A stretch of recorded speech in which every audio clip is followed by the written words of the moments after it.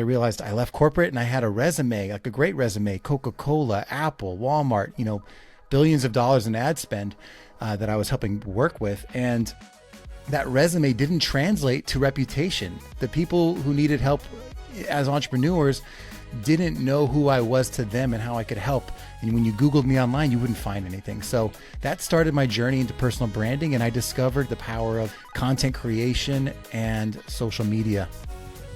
Should you start a video podcast in 2023? What's the point of having a video podcast anyway? And aren't podcasts really just audio shows? What's this got to do with video marketing? Well, that's what we'll be exploring with my guest today, podcasting and personal branding expert, Brandon Birkmeyer from Brands on Brands. Let's go. G'day, my friends, and welcome back to the Engage Video Marketing Podcast. You're here in episode 273, and I'm really glad you're here. Hey, did you know that we're now publishing full episodes of this podcast over on YouTube as well?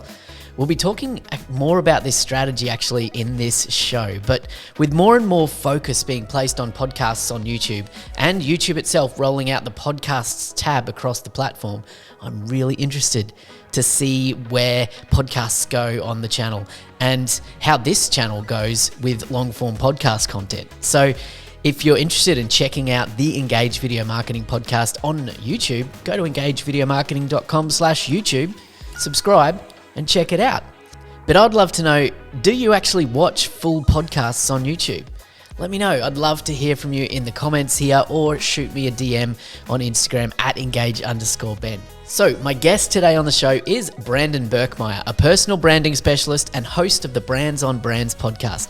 He's also a former Madison Avenue advertising executive with over 21 years of experience advising top Fortune 100 companies. And let me tell you, he's got a lot of gold to share with us here today about the power of personal branding and podcasting for businesses in 2023. So let's jump in and meet Brandon from Brands on Brands. Hey, Brandon, welcome to the Engage Video Marketing Podcast. Hey, Ben, thanks for having me, man. Excited to be here.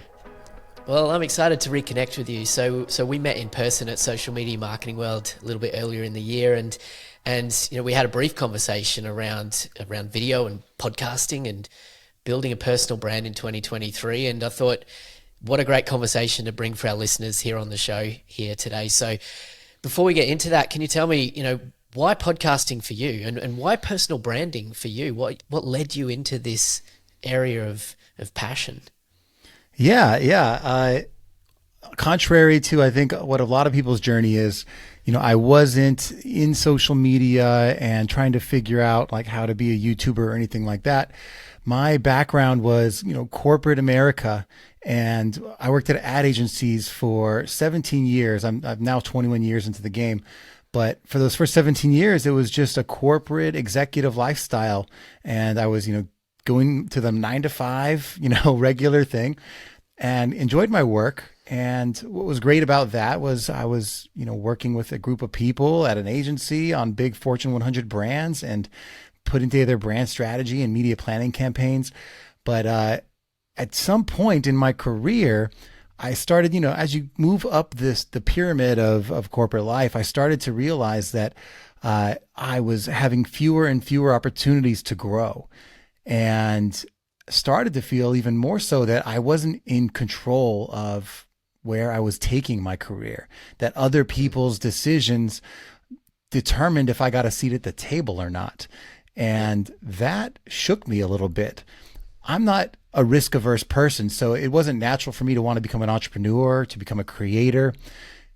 Corporate life fit my vibe, my sense for my need for security.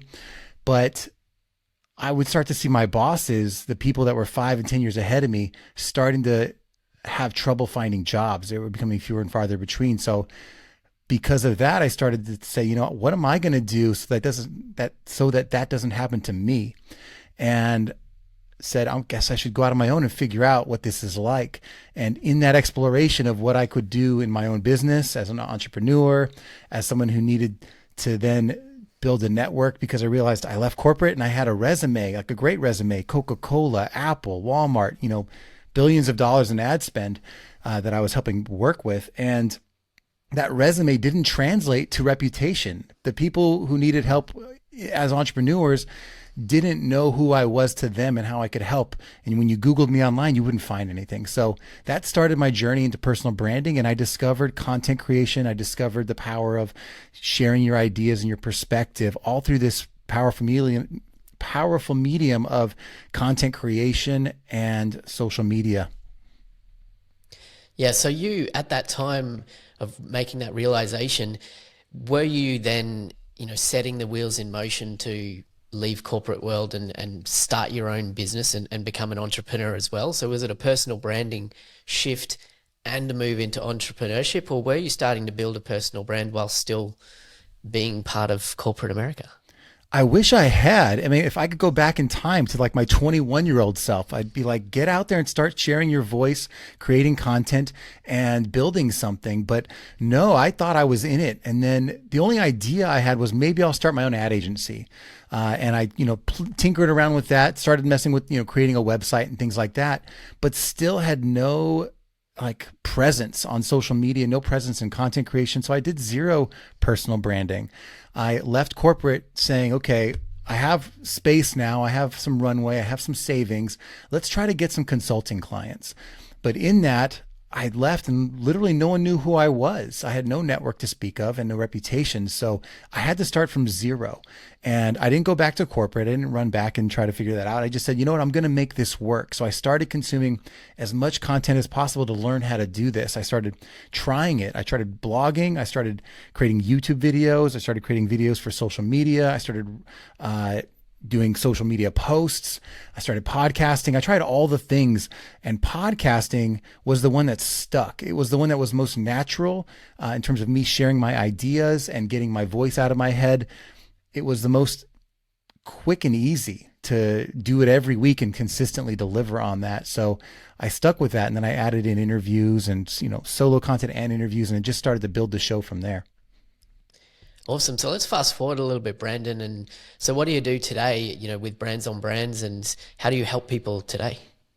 Yeah. So Brands on Brands is all about personal branding and content marketing. And it started as a show that was supposed to be just marketing for entrepreneurs. And I did about 90 episodes completely random, where I would, whatever was on top of my mind that day, I would talk about for, a weekly show.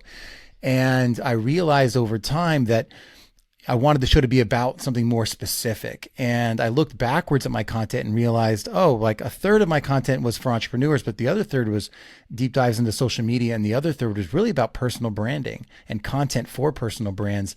And that's what I really liked the most. It's where my curiosity was going. So I pushed the show towards that, and then said, I'm going to start designing seasons on purpose. So everything I create now is designed ahead of time. I say, okay, what's the theme for the next 26 episodes going to be? And I say, how many of those are going to be interviews? How many are going to be solo shows? And then of the 13 or so solo shows, how am I going to map those out so that they work together to drive more listenership? And what I mean by that is people who listen to one episode want to binge the next one and the next one and the next one. So that's where the show came from. And then I've been doing that for 4 years now. I'm 250 plus episodes in. And along that path of becoming a content creator and becoming a podcaster, I started to teach people how to also create podcasts, how to build businesses around their content, how to start courses and that kind of thing, and run coaching businesses essentially.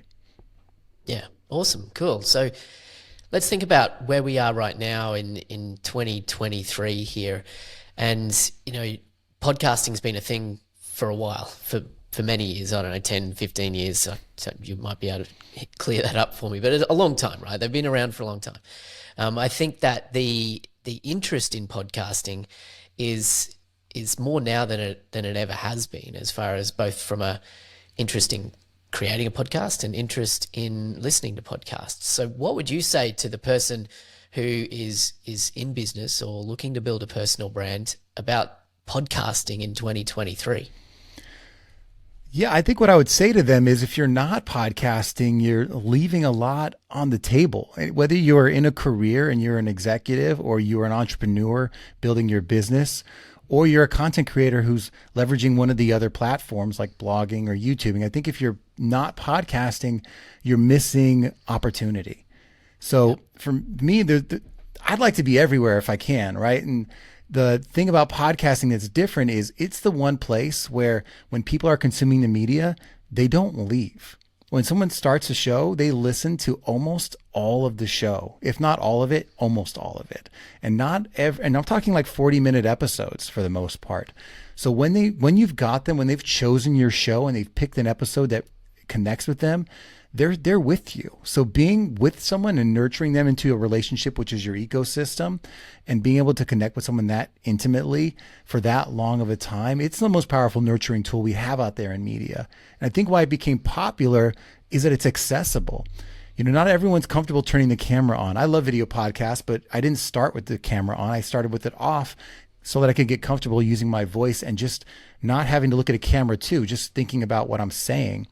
Yeah. And it's also easier than blogging for me because you can just have a conversation in a natural way, whether with someone else or just sharing your ideas in your head. What do I think about this? Let me give you 3 reasons and then be done. It's a very quick and accessible way. And all you need is a microphone, Zoom, and a computer, right, to record these kinds of things. And you've got a podcast. So I think the accessibility and then the opportunity to really nurture relationships one-to-one has become what is the interest driver for the medium. So for those in our audience who they don't particularly, or they believe they don't particularly have an interest in being the face of something, or being a creator, to use that in inverted commas, that YouTuber or podcaster as a noun, right? But they are running a business, or they are responsible for the growth of a business, or reaching audiences, whatever it is for their business. What would you say to that person about the benefit of podcasting from a business sense, in achieving actual business goals, not just fame and fortune and popularity as a creator? Yeah, I think that there's a lot of ways to grow your business with content in general. For me, podcast is the creation place. It's where I create the easiest, but I put that content everywhere. And so I think if you can see the value of content for your business, then this makes sense for you. And for me, what the value is, let's say you have a website, right? How do people find most businesses? They go to Google search, and you build a maybe you don't want to be the face of your business, but you have a website typically to help people find it. How do you get content onto that website? A podcast or any kind of content in general is going to be needed for that website. And I use my podcast to generate blogs, and I do that every week. And it's a very fast way, like 30 minutes or 20 to 30 minutes of me talking about the things I have the knowledge about in my industry creates 5,000 words of content written. So that 5,000 words of content, I edit it down because that's a lot for a blog. I usually get 2-3 blogs out of it. And you have to change the verbiage, obviously, to make sense for a blog because it doesn't exactly translate. But when you know that that's the end result, you can use a podcast as the engine that fills content for your website. So now it's funny. So I'll do one episode, right? And I'll put it to a blog. I'll create it on social media. I'll put it on on YouTube. And I never know which episode is going to hit on which platform, right? So I had an episode that was the 10 podcast ideas for beginners, right? And it was just a riff on, here's the types of podcasts you could start if you're just trying to brainstorm. As a podcast episode, it did pretty average with, one of my shows. As a YouTube video, pretty average. As a blog, it went gangbusters. Right. Because Google said, as a blog, this is content that we haven't found that people are looking for in search engines. And we want to serve up your page on the first page of Google. And that happens like every 10 episodes, one of mine will hit as a blog. And I never know which one it's going to be. You can do all the planning you want, but just knowing that like every now and then one of these is going to hit, and then I can go back to that page, change it, drop in a lead magnet generator, and then bring those people into my world as customers, as clients, is huge. So number one, it's a content engine. And then on top of that, it also is a networking tool. I go to a networking event just like all the other entrepreneurs out there, and I meet people. And when I talk to them, I don't say, hey, can I pick your brain? Or, hey, can we go get a coffee? I say, hey, I have a podcast. Your story is amazing. I'd love to hear more about that on my show. Would you be interested in sharing that story with my audience? And now it's a win-win. And that relationship grows because I'm giving something to them. They're giving a little something to me. And over the course of an hour conversation, we've now shared our perspectives. And at the end of it, I now have a relationship with that person. We've done something together. We've created something. So it's purely as a networking tool and as a content engine for your website, let alone some of the other advantages. That alone is a great reason to start a podcast for your business. Yeah, I couldn't agree more. Like for those two major reasons, I think, is the reason why I started the podcast myself like 5 years ago. And time and time again, this podcast has proven to do exactly that for me, both in content creation and increasing the footprint of the brand on various platforms, but also in connecting and networking with people, like yourself here, Brandon. I think the other side to that, which is interesting, and as you're talking there, I was thinking about this idea of both of those things are of benefit to me as a business, right? Of course, there's a reason why I start something like this as a business owner, but I'm interested where you see the benefit is for the listeners as well, because ultimately we're creating content for an audience, right? So where does the audience play into the podcasting, the reason for podcasting, I guess, is my question. Yeah, I think what's funny is it depends on your goals, right? Because based on those examples I just gave, I could have 0 listeners in the podcasting space and still have tremendous value created from the podcast. And I think for a lot of podcasters, that's actually the case. The average podcast gets like 180 listens, right? The comparison of that to a blog, which might get that much traffic every month, or to a YouTube channel, which might go viral and get thousands of views or hits, is not really comparable. I would say this though, a podcast that again gets someone who's listening to it, like me speaking to 180 people, if that was the number, it's not now, like maybe when I started, right? But if it was 180 people, that would still be great, because 180 people that are listening to me talk for 45 minutes every week, that's an amazing captive audience that is now becoming a fan of my world, is telling their friends about what I do, and is becoming referrals and is growing the audience behind my brand and my business. So that alone is a different driver. I think to your point about the audience itself, yeah, I'd like to, I want to have a podcast audience too, but I'm agnostic, right? It's where I create. So I want a podcast audience. I want a YouTube audience. I want a blog audience. I want social media audiences, and figuring out how I do that is part of it, is part of the whole game of it all.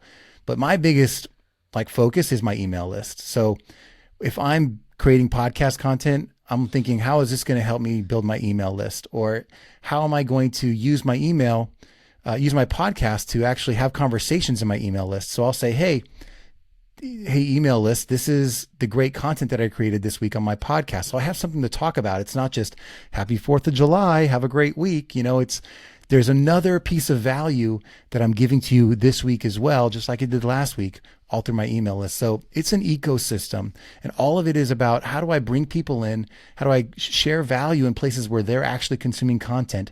And then how do I lead them on a journey from being consumers of content to potentially serving them in other ways in my business? Yeah, that's really good. And I think what it comes down to is really understanding what are the goals that you're trying to achieve through your content creation, not just your podcasting, but through your content creation, and what metrics are you going to measure to determine whether you're successful at that. And if you're going into podcasting as a form of content creation focused on download numbers or listenership, you're potentially measuring the wrong thing in many cases, right? Whereas you're better off looking at email engagement or social media following, or the number of sales you're making from people who've been listening to podcasts for 6 months, and they've built such a strong relationship with you that as soon as you put an offer out, they're ready to buy, even if you've only got 100 listeners, right? That's my own experience time and time again, is it's not about the numbers, it's about the metrics that matter to me. Yeah, and if you think about it, what's funny about this is a good point you bring up. When I'm out there and I'm talking to people, I'm meeting people in person, my metrics are how many calls do I have this week with clients? Like how many calls do I have with new networked individuals that are going to potentially have a conversation with me that turns into business? And the podcast drives a lot of that. A podcast, I'm getting emails in my inbox, people reaching out to me that could be potential business. And when I go to events, which I go to all the time, and I meet people and I shake hands, that podcast is a catalyst for those conversations. And that's my metric. I'm like, how many people am I getting on phone calls with? But those phone calls turn into email relationships and the podcast becomes proof. So what if A, it's phone calls, but B, what if it's just the proof that you know what you're talking about? That someone after they meet you in person, Googles you, finds all your stuff and says, wow, I love all these amazing perspectives and ideas generated by this person. They know what they're talking about, because your content's either going to drive people away from you or bring people to you. And half the time I'm still boots on the ground shaking hands, but the podcast is doing the work after the handshake to let people know that I'm legit, that I know what I'm talking about, and I'm someone that they might want to work with. And then they go in on top of that, cherry on top. What if I have a guest that they are like, they didn't know who I was, but they really respect the guest? Even if that show had 0 downloads until that person found the show, seeing me with someone that they respect adds authority and adds clout to the relationship. Yeah, and all of this is what underpins a good, strong personal brand anyway, and the benefits of a personal brand. So, podcasting, content creation, and personal branding are so intertwined. But I want to talk about video podcasting specifically, because this is the Engage Video Marketing Show, and you've hinted about the benefit of using video content in your podcast and so on, and we'll dive deeper into that. But I'm thinking back, video podcasting, it used to be a thing, back in, you used to be able to do like iTunes video podcasts on Apple and so on. And then it wasn't a thing for quite a long time. And now it's a thing again, right? So I don't know if you've kind of seen that evolution of video in podcasting, but can you talk us through from your perspective why you think that was the case, that it was a thing and then it wasn't a thing and now it's a thing? Yeah, I think podcasting, it goes through ups and downs of like what's cool or not, just like music, like what's trending and what's not. The thing that I think is true no matter what is that video, we know, is an engaging medium.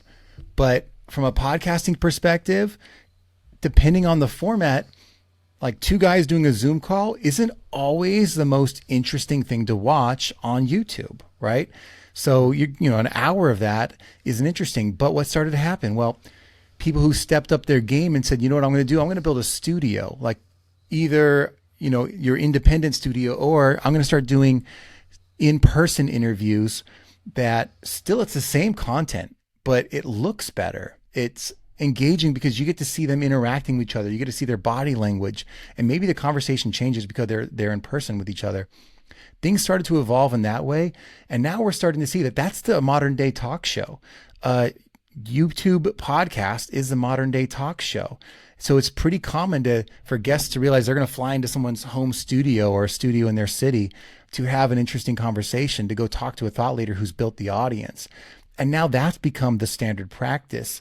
So what happens, I think that these channels all chase each other. They're playing chicken, trying to figure out what's the next big thing. Like YouTube went with shorts. It's the long form video player. You don't have to compete, but they went with shorts. And what did TikTok do? Well, they're starting to go longer. They're introducing 10-minute videos on TikTok. So is Twitter. Twitter is introducing 10-minute video. Yeah. All of it is trying to compete and gain share, because at the end of the day, they want to go with what the audience is willing to watch. So what am I doing? I'm trying to figure out, how do I create shorts that capture the people who are trying to watch shorts? How do I create videos that then also translate to Reels and TikTok? And then how do I create in a way that's not a drag, right? I don't have to create a separate video for TikTok and for YouTube and for Instagram and for shorts versus long form. That's a pain in the butt. So I take my interview, just like we record it here. I try to make it as engaging as possible.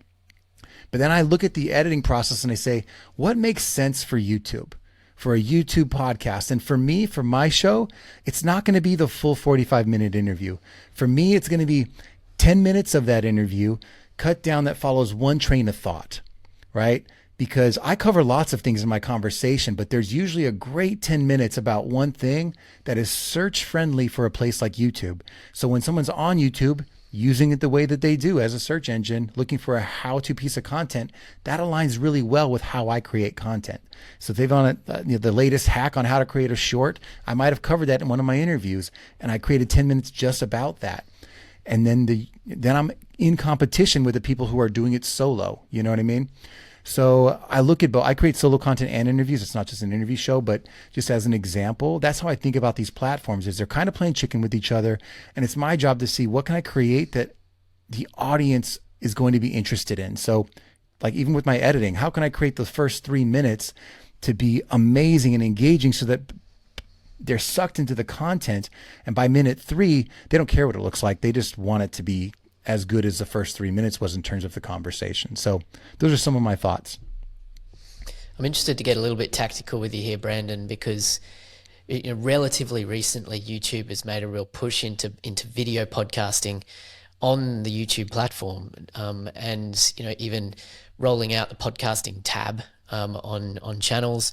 You can check out youtube.com/podcasts to kind of see the podcasts that YouTube's recommending to you. And these are long form conversations. They are long form episodes with a video component to them.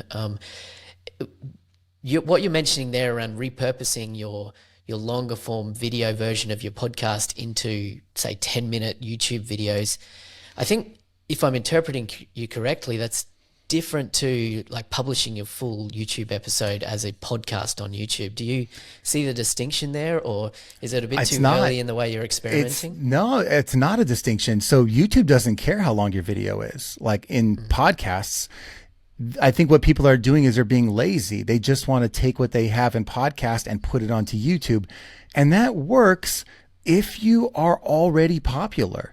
If you already have a huge fan base that wants to listen to you Joe Rogan style for 3 hours, or even, a more popular regular celebrity or whatever that has a show that for an hour, they love you. They don't care. They will listen to anything you put out. Great. The rest of us are competing. We're competing against everything else out there. YouTube is only showing, like, especially in their actual podcast page, they're only showing the biggest creators. You're not going to show up there unless you are in the search. So if you're in a relevant search, you can show up as a podcast there. And what they're doing is saying, okay, classify this content as a podcast, because we realize people are searching for podcasters on YouTube now, and we want to be able to serve them up through all the muck and mud that is what you're competing with on YouTube. So they wanted to give us a tool. So we get to self-designate, hey, my content's a podcast. It could be 5 minutes. They don't care because there are 5-minute podcasts. So it's just a self-designation. You literally create a playlist and say, these are my podcast videos, and you click, this is a podcast. It asks for a couple little things like some keywords, a description, and a square piece of cover art. And from then on out, if someone searches for the name of your podcast, you'll be pulled out of the muck and mire to be served at the top, so people can find your show by name, because that's how people search for podcasts organically. Yeah. So if you've built a following and they want to find you, that's the way to do it. So I think it's really semantics, and maybe they'll start to change things and figure it out. But right now it's just let me volunteer myself to show you that this is a podcast. I still think me doing the extra work of creating 10 minutes of something that is really impactful, and that the headline of that show is very specific and not super vague, like my talk with Ben, right? If I'm like, Ben and I chop out like what is happening right now with Google Podcasts, that's a very specific thread that someone might watch just that video to figure it out. So that's my approach and perspective. Yeah, so I mean, I guess the decision comes down to, what's your podcast strategy on YouTube versus your podcast strategy on other channels or other platforms, right? Because typically in a iTunes, Spotify, your podcast feed, you would have sequential episode numbers, and one episode would be one interview, one topic, one guest, whatever. But the way you're considering that podcast feed on YouTube is you could potentially have 3 videos marked as a podcast or in your podcast playlist from the one longer form episode that on another platform. Am I interpreting that correctly? Is that the way you're looking at it? Yeah, well, think about this because there's still episode numbers, and my playlist is still in order. So it will say, let's do this conversation. It would be like YouTube podcasts with Brandon Birkmeyer, episode 150, right? And then it would say shorts and short form and how to repurpose from podcast to short form with Brandon Birkmeyer, still slash, episode 150. It would just say the same episode number a few times, but it would have specific subjects. I think that I'm giving myself a double opportunity. And if people want to watch the whole thing all together, I could put that out there too. Right now, I don't think that that's as relevant, and they can go listen to the podcast, if they want to listen to that piece. But that is something I'm debating right now. I could see, do I just put the whole episode up as well, like all three, or all four? I could. It's not something I choose to do right now because in my mind, that's not something someone wants to watch. I don't think they want to sit here on YouTube for a full hour. I think 10 minutes is pretty much what they've already proven is what their audience behavior is. So that's my approach right now. But yeah, I'm testing, I'm trying things out. And I think I try to be intuitive about what seems like will confuse people versus won't. Yeah. And I think your thinking around that is the right way to think about it, because at the end of the day, on YouTube in particular, it's about creating content that audiences want to engage with and want to engage with a high level of retention. So it's not about just sticking content up and marking it as a podcast and saying, well, YouTube wants podcasts. Well, here they are. Here's my podcast. It's about what does the audience actually want from you? And I think, I like the way you're thinking about it. But okay, me, actually, I'm still figuring it out. Yeah, well, let me mention this because, you spurred an amazing thought, which is just the worst thing we could do is try to take lessons from podcasting and apply them to YouTube. Podcasting is the worst discovery tool. The way they organize episodes is tragic. It's hard to find content. Like if you get, like me, 250 episodes, my listeners are hard up to figure out, like, where is the show that's for me? Right? Where's the episode that was really just about email marketing or just about Instagram? Like the searching through that to figure it out and scrolling and scrolling and scrolling is terrible. So why would I use podcast, which is, the worst search engine, period, to determine how I should act on the best search engine, which is YouTube, right? Yeah. I'm going to take the best practices of YouTube and adapt my podcast to it, not the other way around. Yeah, I think that's a really good distinction there. So, thanks for sharing that. And personally, just to be upfront about my own journey, I've only just started releasing full video versions of this episode or of this podcast on YouTube and marking them in the podcast playlist. And I'm still figuring out whether that's the right strategy. So, and you've caused me to think a bit differently about that as well. So, I think it'll be interesting to see how YouTube leans more into podcasting, and they still haven't released a lot of information about what they want people to do with that.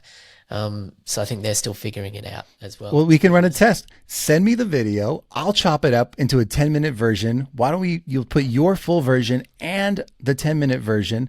We'll share them on both of our channels and we'll see which one does better. Yeah, let's do it. Let's run a split test on this. Yeah. Although I'm not sure, what size of your channel is and how that's going to compare, but it'll be fun anyway. Let's figure something out.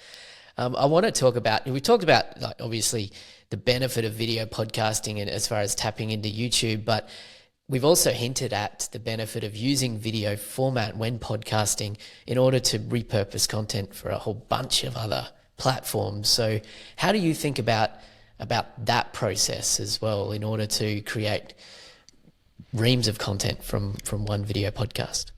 I have so many thoughts, so many thoughts on this. The first thought is the effort that I put into the work that I do as a content creator. I want 20% of that to be on creating and 80% of that effort to be on the distribution side of this.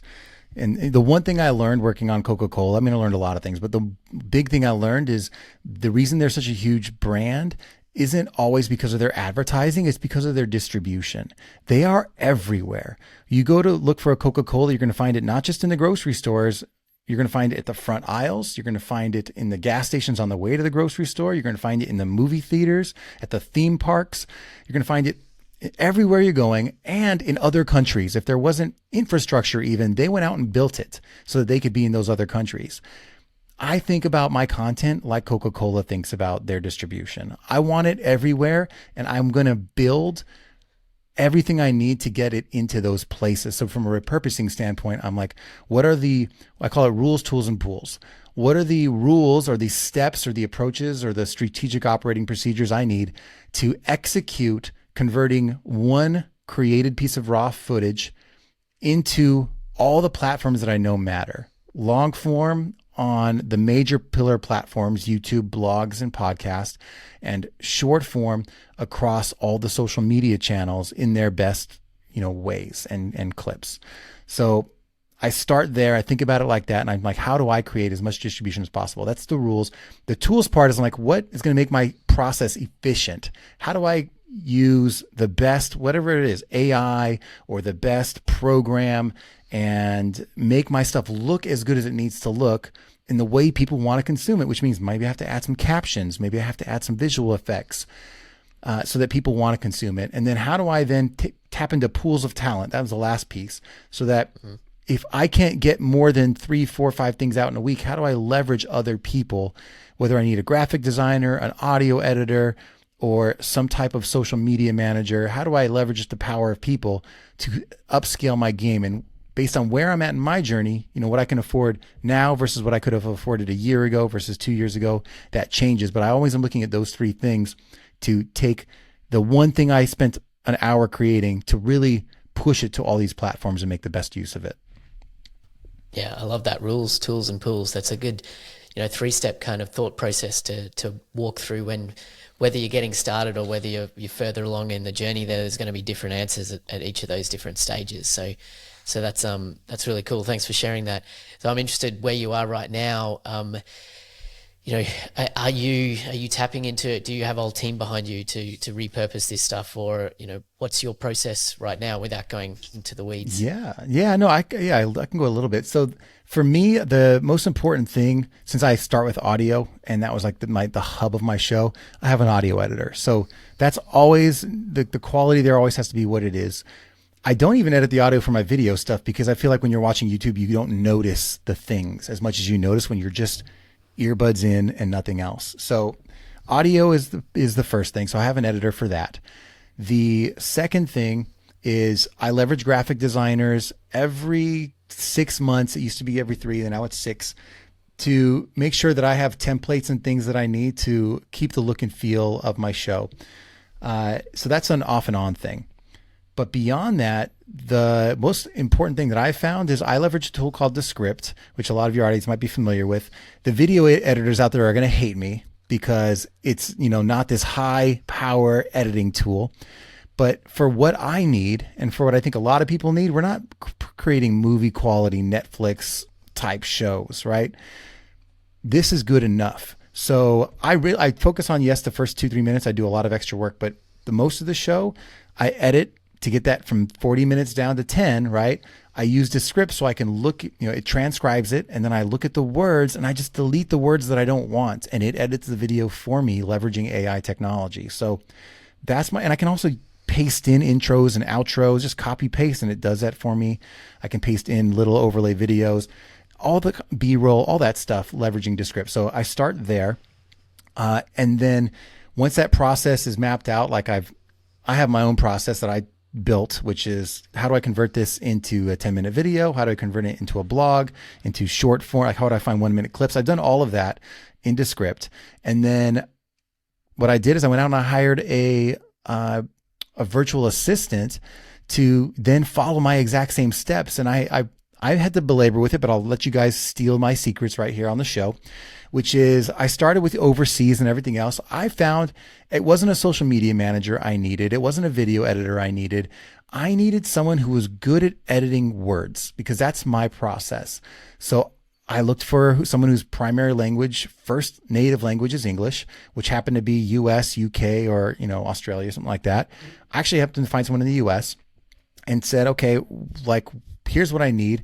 The skill I put into Upwork, right? I'm looking at Upwork for this kind of stuff. I was like, I need someone who is an editor. I need someone who edits words. and I got all kinds of applications and found someone that was willing to do work for a reasonable price. We'll call reasonable under $20 an hour, to do 5 hours of work for me a week that is doing literally everything in my process except posting. So all of that editing, because it's mostly words based, starts with a virtual assistant because of the processes I've built to help them do that, leveraging tools that are really easy to use, and that if that person leaves, someone else can step right in and do it.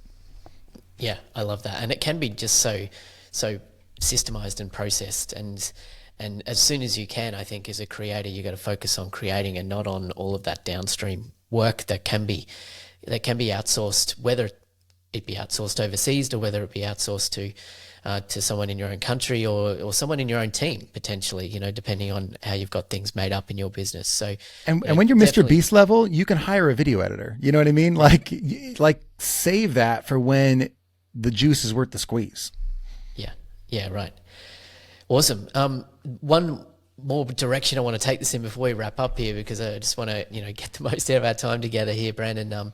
What would you say is some of the best ways to actually grow? So you've started and you're repurposing and you're doing all the things, right? You're getting the content out there, and you've started creating content on a regular and consistent basis, using podcasting as your primary form of content creation. Video podcasting as your primary form of content creation, because we've established the importance of that. What are the best ways to actually grow an audience through this method? Yeah, so for me, I'm a marketer at heart. Like, I started in marketing, my background's in marketing. We talked about some of that. So I look at this as a marketing problem, right? How do you develop it? Well, what would a marketer do?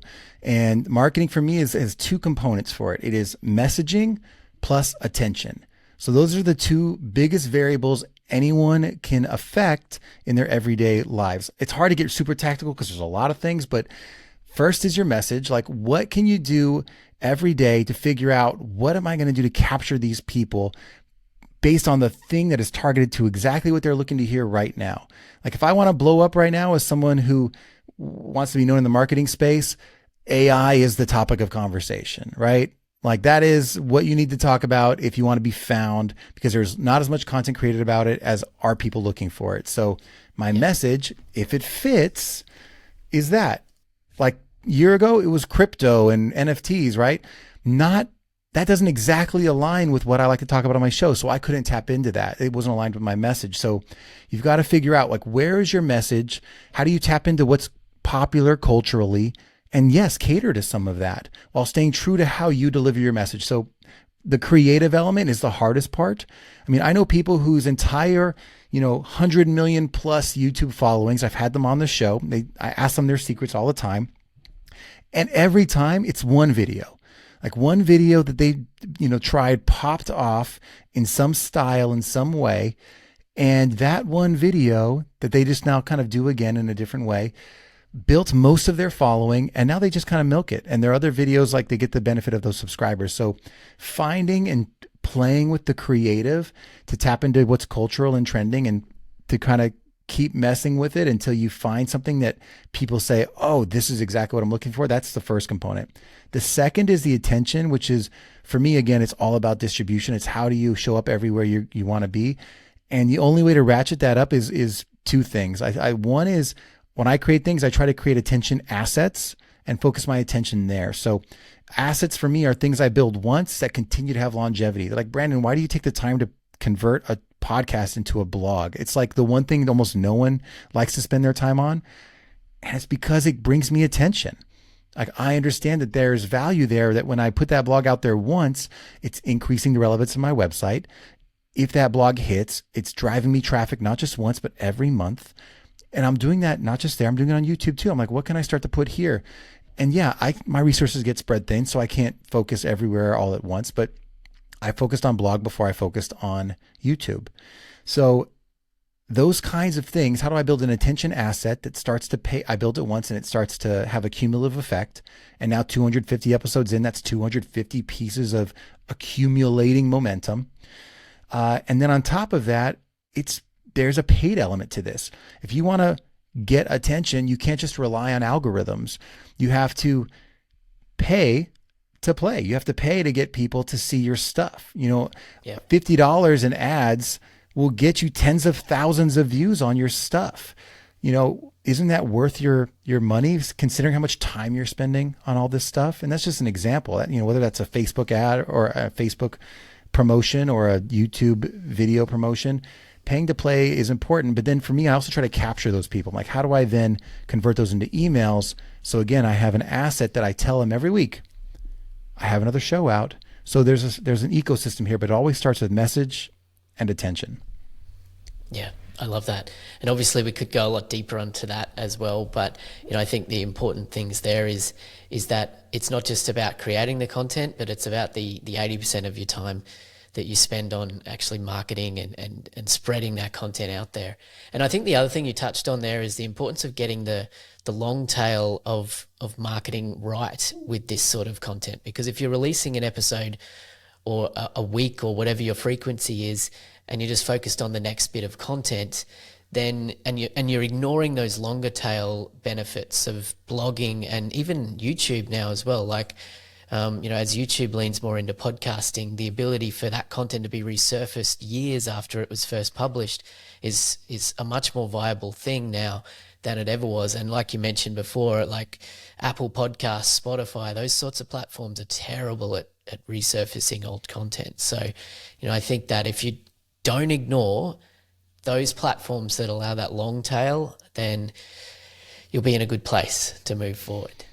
Yeah, and it's different for depending on where you are, right? Like if you're starting out, it's rough. Like the first 10 episodes, you have no momentum, right?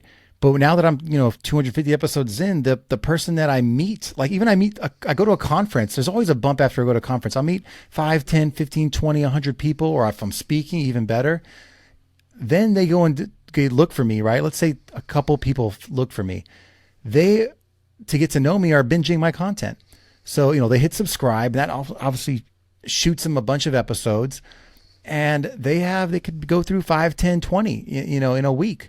So there's definitely a momentum piece to this. Someone discovers you because you have all this history. There's just an accumulated advantage over time. It's not going to happen with the 10 episodes. These strategies aren't going to work as strongly in the beginning for you. But that's why people keep preaching consistency, because they've seen that once they've gotten down that road, the rewards, every little incremental reward is multiplied. Yeah, absolutely. Hey, just in closing here, Brandon, I just want to ask you a question and give you one sentence to answer. Should our listener start a video podcast in 2023? Got one sentence.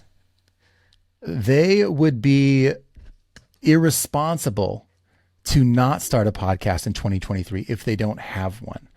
They would be leaving money on the table, leaving influence on the table, leaving business on the table. So yes, that's not one sentence, but they should start a podcast. 3, but that's okay. We'll take that.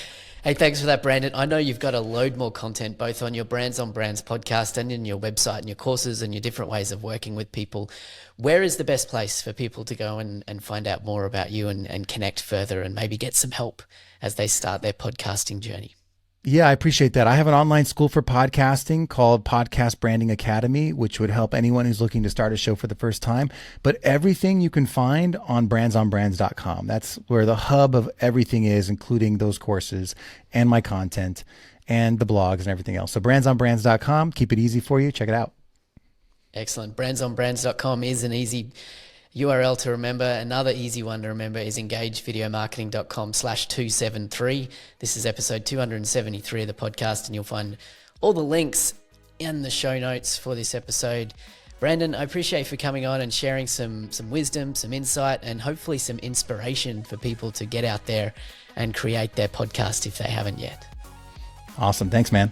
So, my friends, has that prompted you to think about starting a video-first podcast this year?